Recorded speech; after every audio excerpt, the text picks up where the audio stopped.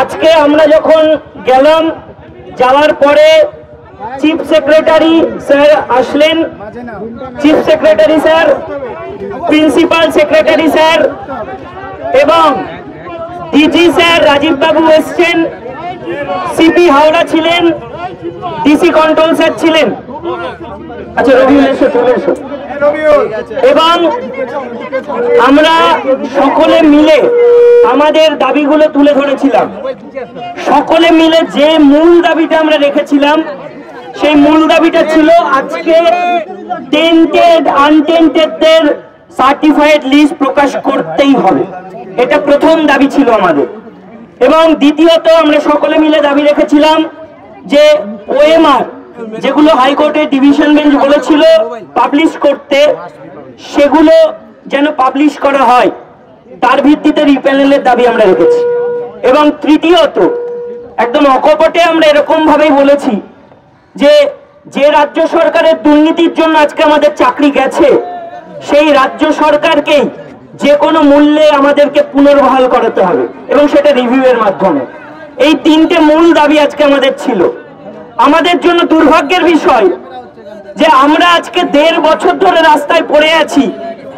আমরা অন্যের দোষে আজকে সাজাপ্রাপ্ত, অন্যের দুর্নীতির দায়ে আজকে সাজাপ্রাপ্ত।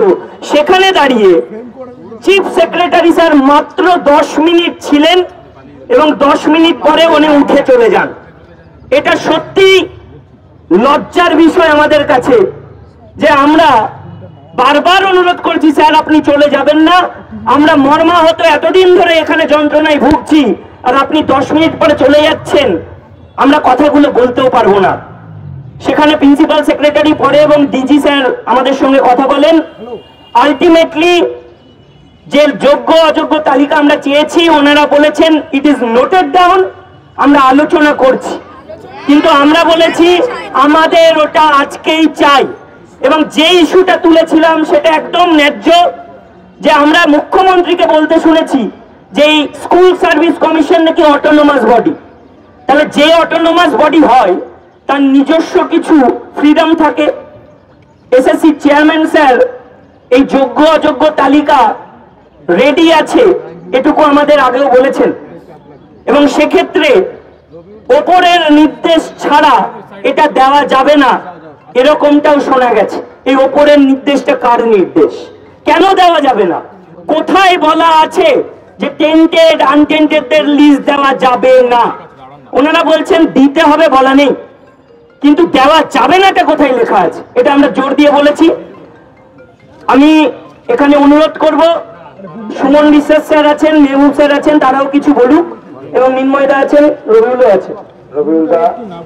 প্রথমেই আমাদের আজকের নবান্ন অভিযানে সমস্ত অংশের চাকরি হারা শিক্ষাকর্মী, শিক্ষক শিক্ষিকা, তাদের সকলকে সংগ্রামী অভিনন্দন।